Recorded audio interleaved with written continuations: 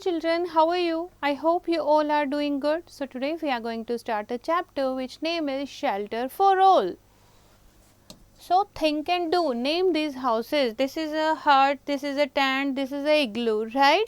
So people live in different type of houses. The type of houses vary from one region to another. The factors that determine the types of houses are the location. Type of houses depend करते हैं location पर, किस जगह पर है वो, climate कैसा है उस जगह का, कंस्ट्रक्शन मटेरियल कौन से अवेलेबल है and the economic condition of the people कि उनके पास घर बनाने के लिए कितना पैसा है, तो उसी अकॉर्डिंग लोगों का घर होता है. And you know early man जो है वो कहाँ रहते थे? केव्स में रहते थे. Now different houses in different region. First is houses in villages. Villages में कैसे हाउस होते हैं बच्चे? मड हाउसेस, जिनको कच्चा हाउस कहते हैं, जो किसके बने होते हैं? Mud with roof made of straw, leaves और asbestos sheet. And these houses are not very strong, और जब भी विंड, रेन या नेचुरल कैलेमिटी आती है तो ये डैमेज हो जाते हैं. Nowadays pucca houses are also made in villages. Now house in cities, इस तरीके के पक्के घर होते हैं शहरों में. That is made up of cement, bricks, concrete, iron, steel and glass. पक्का हाउसेस जो हैं वो इजीली डैमेज नहीं होते, ये परमानेंट हाउस होते हैं. And bungalow and multi storey building are the example of pucca house. Next is houses in cold regions. Houses in cold regions are made up of wood. किसके बने होते हैं? वुड के. और इनके स्लोपिंग रूफ होते हैं ताकि रेन वाटर या स्नो जो है वो इजिली स्लिप डाउन हो जाए.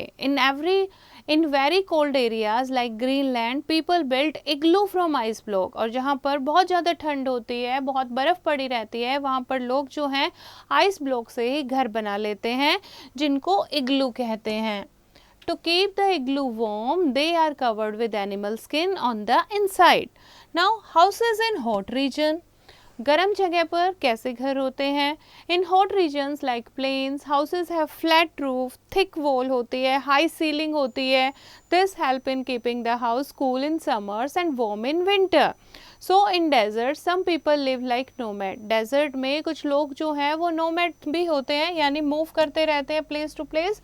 तो वो कैसे घरों में रहते हैं? वो टेंट बनाकर रहते हैं, जिसको टेम्परेरी हाउस कहते हैं. These can be carried from one place to another. And ये किसके बने होते हैं? टेंट, कैनवास क्लॉथ के. Now next is houses in rain and flood prone region. जहाँ पर फ्लड ज़्यादा आती है तो वहाँ पर कैसे घर बने होते हैं? स्टिल्ट हाउस. स्टिल्ट हाउस क्या होते हैं? एक ये रेज प्लेटफॉर्म के ऊपर ये घर जो है ग्राउंड से थोड़ा सा ऊपर बनाए जाते हैं ताकि फ्लड से बच सके. फ्लड में पानी में जो इंसेक्ट होते हैं, स्नेक होते हैं, उनसे बच सके. Now next is houses in earthquake prone region. जहाँ पर अर्थक्वेक ज़्यादा आता है तो ऐसे रीजन में वुड के हाउसेस होते हैं. क्यों होते हैं? क्योंकि वुडन हाउसेस जो है वो काफ़ी लाइटर होते हैं ब्रिक और सीमेंट से.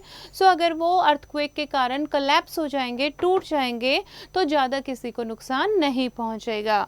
Now let's do complete this table after interviewing your neighbors. इसमें आपको क्या करना है? Name, house number, telephone number, family members. So आपके नेबरहुड के लोगों के आपको डिटेल लिखनी है. Now neighborhood and living together. अभी आपके क्या है? सारे पड़ोसी. This make your neighborhood.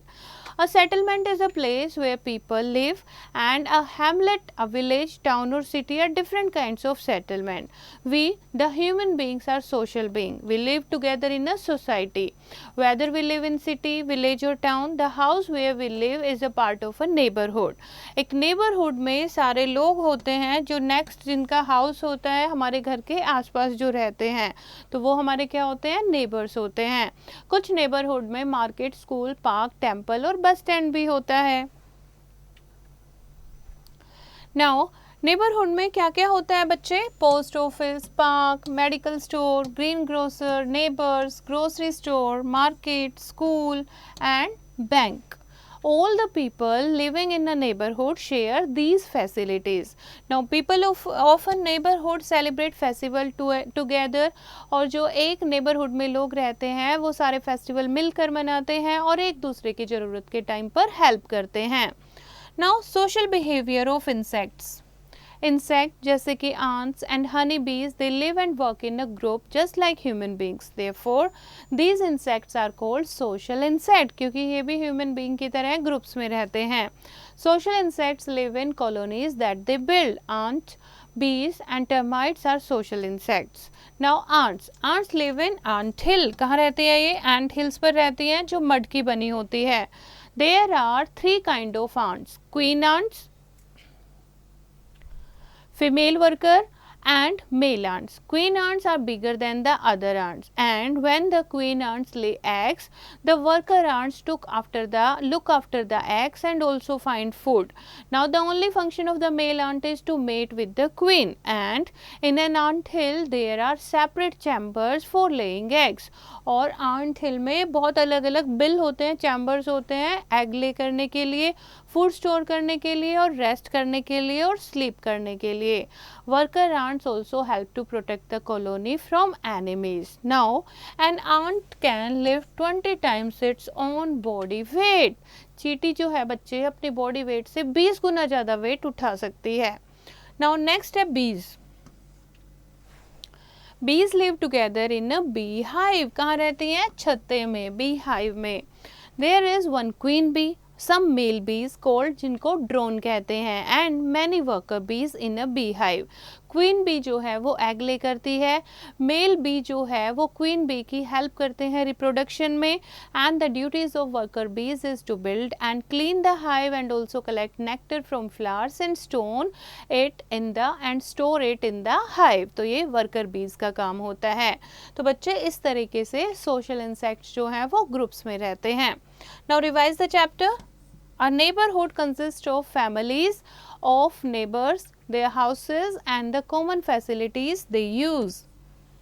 The types of houses depend on the climate, geographical features of a place, the availability of raw materials and the cost of the house. And ants and bees are social insects as they live together in colonies.